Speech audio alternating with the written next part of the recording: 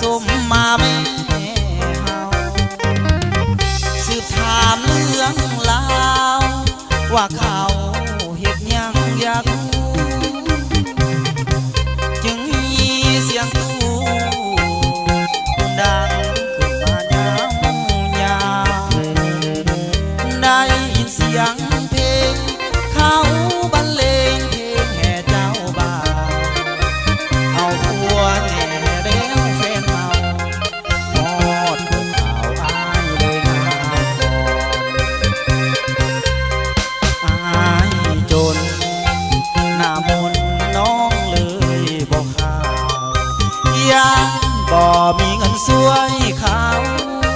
หรือเจ้าย่างไปเพื่อนต่อบ่เห็นแกกินป่านใดดอกเดืองามมองส่วนเงินสวยดองบางอ่อนพอมีอยู่เด้อ3 วันต้องขอไว้ใส่ให้โชคดีเถิดนาส่วนอ้ายบ่มีปัญหาเอาแล้วก็แล้วไปอวยพรให้เจ้าได้ลูกสาวก็ได้ลูกสาวลูกสาวเลี้ยงให้ไว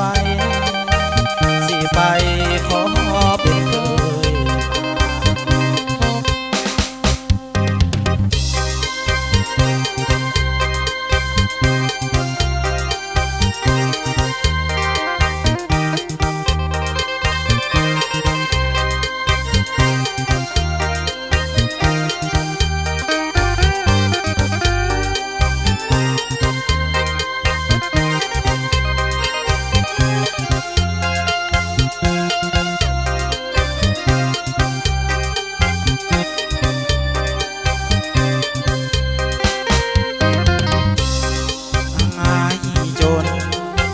หน้ามนน้องเลยบอกข่าว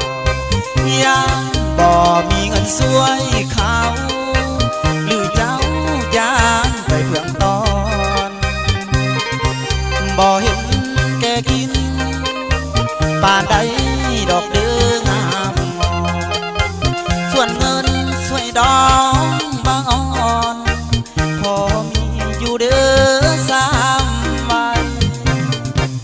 ต้องขอไว้ใส่ให้โชคดีเถิดนาส่วนอ้ายบ่มีปัญหาเอาแล้วก็แล้วไป